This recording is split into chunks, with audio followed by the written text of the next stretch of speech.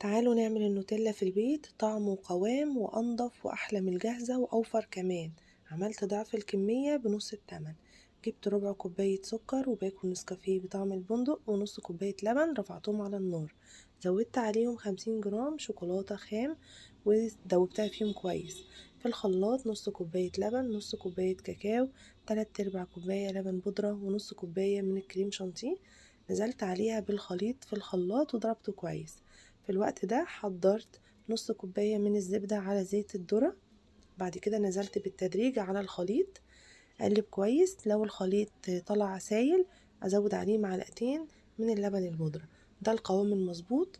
هسيبه بقى كده في برطمان عندي، احطه في التلاجة واعمل منه احلى سندوتشات. بجد طعمها تحفة جدا، اوفر كتير جدا من الجاهزة. عملت 600 جرام، ما كلفنيش 50 جنيه.